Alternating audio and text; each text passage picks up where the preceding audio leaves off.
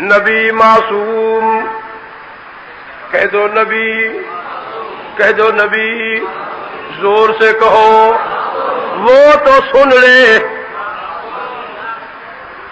بھائی تمہارے بچے بھی، چھوٹا بچہ ماں کی گود میں جو اپنی ماں کے سینے کا دودھ پی رہا ہے وہ بھی معصوم، نبی بھی معصوم، کیا فرق؟ اسے بھی ہم معصوم کہیں، نبی کو بھی ہم معصوم کہیں، فرق کیا؟ امتیاز کیا؟ وہ ماں کی گود سے نکلے، اتنے بڑے ہوئے، اتنی طاقت آئی وجود میں، کھڑے ہو گئے، کھڑے ہونے کے بعد ایک چیز کو اٹھایا، دوسری چیز پر دے مارا، وہ ٹوٹ گئی۔ باپ نے دیکھا، بھائی نے دیکھا، ماں نے دیکھا، دادی نے دیکھا، انہوں نے کہہ دیا ہاں شریر، معلوم ہوتا ہے اس کی معصومیت ختم۔ کہہ دو اس کی معصومیت، سید الکونین پیدا ہوئے تو معصوم، کہو ماں کی گود میں ہے تو معصوم، اب اٹھ بیٹھے تو معصوم، چل رہے ہیں تو معصوم، بچوں میں کھیل رہے ہیں تو معصوم، لڑکوں میں چلے گئے تو معصوم، کہو لڑک پن سے نکل کر شباب جوانی کو پہنچے تو معصوم، شباب جوانی سے نکل کر بڑھاپے کو پہنچے تو معصوم، بڑھاپے سے چل کر پوری زندگی نبھا کر خدا کے ہاں پہنچ گئے تو معصوم۔ ہے عقیدہ، ہے عقیدہ۔ نمبر تیسرا، اب جس کو اللہ کریم نے معصومیت کا عہدہ دیا، اس معصوم کی کو اللہ کریم نے معصومیت کا عہدہ دیا، اس معصوم کی تعریف کیا ہے؟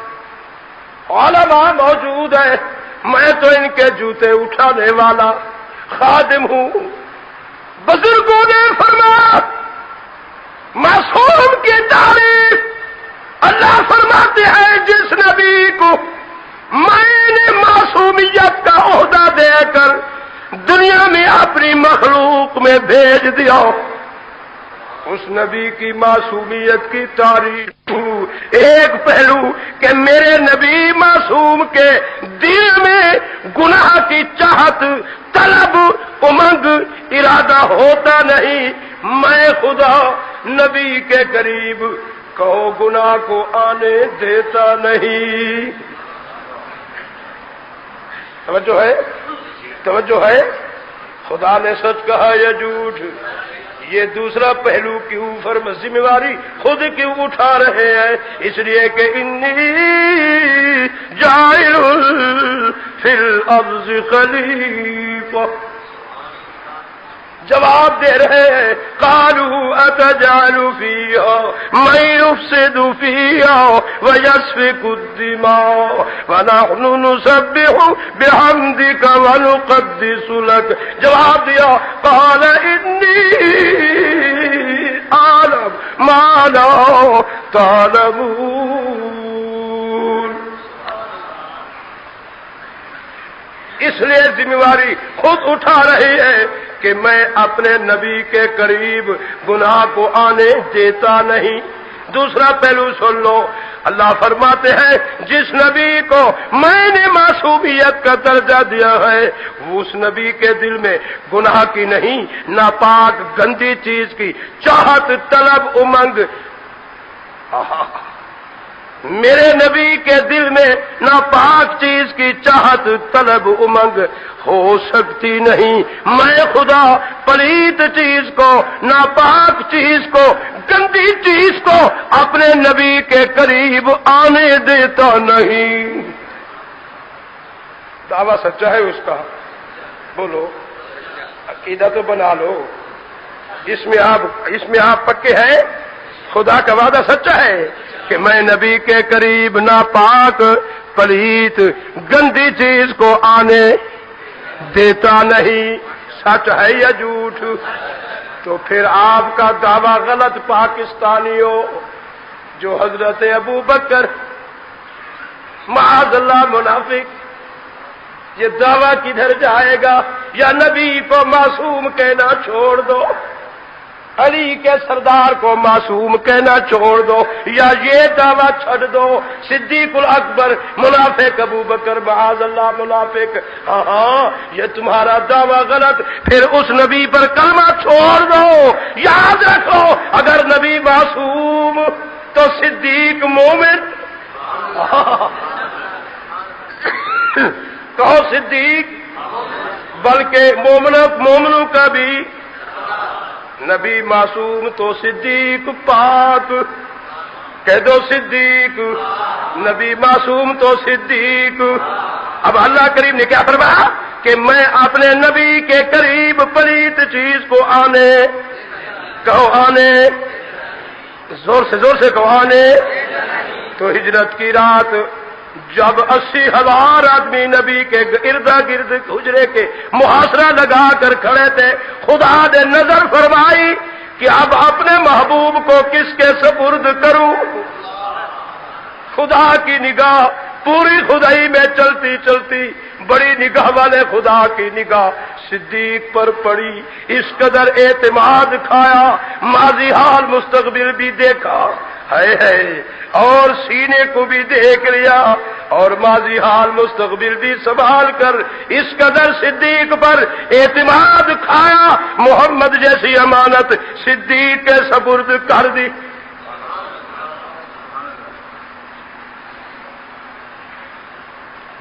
دوسری پڑھ لیں۔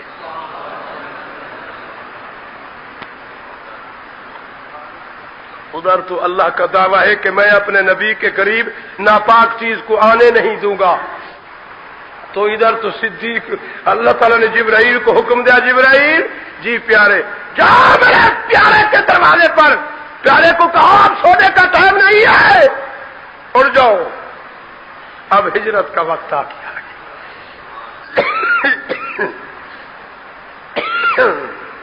مگر جب آپ اٹھے تو اللہ کریم نے فرمایا پیارا جس کو خدائی میں نے چننا تھا اسے چن لیا، اب آپ اپنے گھر کے اندر نظر ثانی فرمائیں، جس پر آپ کو اعتماد ہو، گھر امانتے بستر اس کے سپرد کر دو۔ جب سید الکونین نے نگاہ اٹھائی گھر میں تو نبی کو اعتماد علی پر، خدا کو اعتماد صدیق۔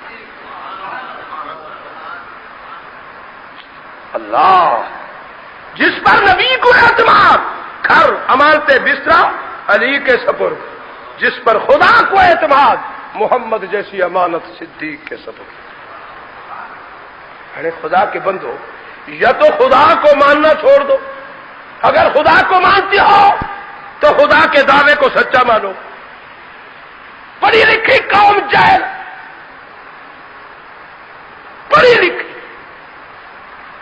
ایک تو پڑھا لکھا یہ کہے پاکستانی کہ نبی کے ساتھ سونے والے منافق ہیں، دوسری پڑھی لکھی قوم جاہل کہتی ہے نبی کی مسرت پر یہودی چڑھے کھڑے ہیں، نماز پڑھا رہے ہیں، جب اذان ہوتی تھی حرم کے باہر نکل کر ٹٹی خانے میں گھس جاتے تھے۔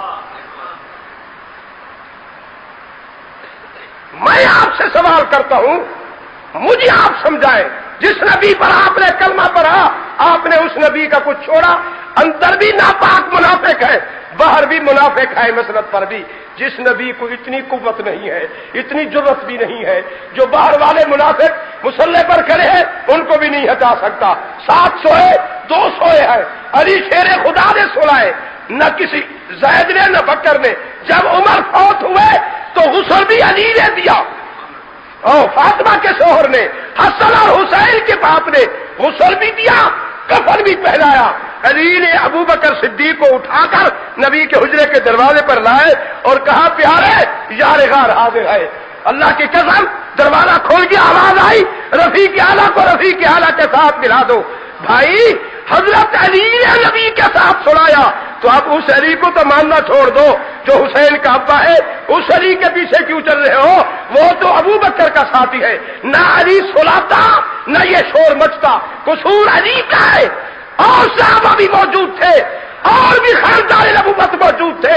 علی شیر خدا تھا, اسے پتا تھا کہ یہ نبی, یہ ابو بکر میرے نبی کا موصل ہے, نبی میرا موصل ہے, کیونکہ نبی نے مجھے کھلایا, مجھے پہنایا, مجھ کو بیٹی دی, مجھ پر احسان کیا, مجھے پڑھایا سکھایا, جو کچھ ملا محمد کے صدقے سے ملا. میرا موصل میرا محمد ہے, حسین کا نانا ہے, اور نبی کا موصل یہ صدیق ہے جس نے بیٹی بھی قربان کی, جان بھی قربان کی, مال بھی قربان کی.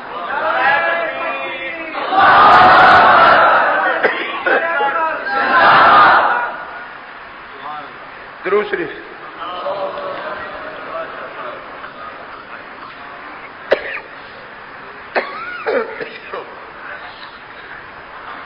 آپ درود شریف پڑھ لیں.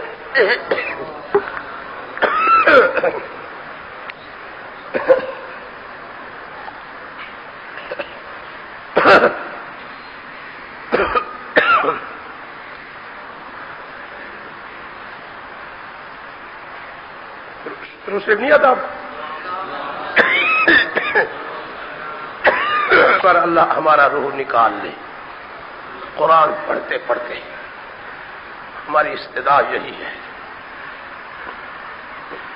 مگر یہ اللہ کی کلام ہم سے چھوڑتی نہیں ہے.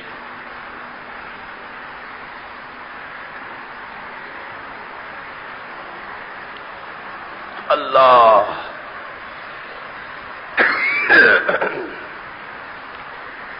فرمایا بسم اللہ الرحمن الرحیم.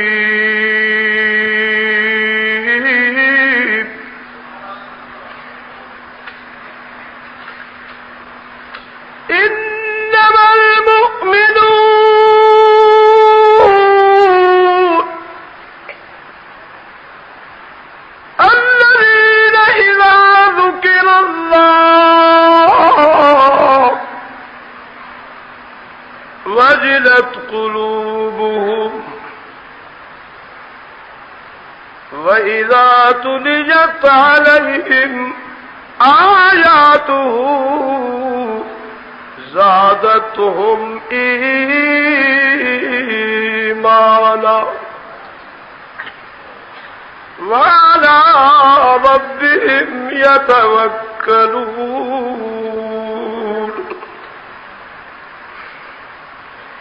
میرے محترم ساتھیوں, یہ کون ابو بکر جس پر خدا کو اعتماد, یہ کون علی جس پر مصطفیٰ کو اعتماد, جس پر خدا کو اعتماد, اپنے محبوب جیسی امانت صدیق کے سپرد کر دی, جس پر مصطفیٰ کو اعتماد, اپنا گھر, اپنا بستر, اپنی امانت علی کے سپرد کر. اور بھی ایک بات سن لو, جس پر خدا کو اعتماد اس صدیق کے کاندھے پر محبوب کو بٹھلا دیا, جس پر نبی کو اعتماد اس علی کو نبی نے کاندھے پر بٹھلا. تیسری بات میں سنتے چلو, جس پر خدا کو اعتماد اس صدیق کی گود میں محبوب کو سلا دیا, جس پر مصطفیٰ کو اعتماد اس علی کو اٹھا کے نبی نے اپنی گود میں سلا دیا. کہہ دو سبحان اللہ. اور چوتھے نمبر پر آپ اور بھی بات مجھ سے سنتے چلو, جس پر خدا کو اعتماد اس صدیق کی بیٹی محبوب کو دے دی, جس پر مصطفیٰ کو اعتماد محبوب کبریا نے علی کو بیٹی دے دی. یہ تقسیم خدا بندی. اب اس میں کسی کی ضرورت ہے کوئی ہاتھ بتائی کرے, بولو. نہ کسی عالم کا چارہ, نہ کسی نواب کا کوئی چارہ, نہ کسی کوئی خان ملک کا چارہ. یہ تقسیم خدا بندی ہے. جس پر خدا کو اعتماد اس صدیق کو نبی کے مصلی پر کھڑا کر کے 17 نمازیں ادا کروائی. اور جس پر مصطفیٰ کو اعتماد اس علی کو آپ نے پکڑ کر کہو علی حضرت ابوبکر صدیق کے پیچھے نماز پڑھائی. یہ تقسیم کس کی ہے بولو؟ سارے بولو. اب ایمان سے بتاؤ، جب خدا کا دعویٰ ہے کہ میں اپنے نبی کے قریب ناپاک پلید چیز کو نہیں آنے دوں گا، تو اب میں آپ سے سوال کرتا ہوں، نبی کے روضے کے اندر ہمارا تو عقیدہ ہے کہ جو وجود نبی کا جس مٹی کے ساتھ ملا ہے، لگ چکا ہے، اس مٹی کا شان اللہ کے عرش سے بھی افضل ہے یا نہیں؟ بولو بولو. تو اسی مٹی میں پھر ابوبکر صدیق ناپاک تھے، تو آپ نے کیوں سلایا؟ خدا قادر ہے یا نہیں؟ بولو بولو، قادر ہے یا نہیں؟ سب بولو. اس کا دعوی تبارک الذی بیدہ الملک وہو علی کل شیء قدیر. دعویٰ سچا یا جھوٹا؟ یہ اسی کا دعویٰ ہے. وَرَبُّكَ يَخْلُقُ مَا يَشَاءُ وَيَخْتَارُ مَا كَانَ لَهُمُ الْخِيَرَةُ سُبْحَانَ اللَّهِ وَتَعَالَى عَمَّا يُشْرِكُونَ.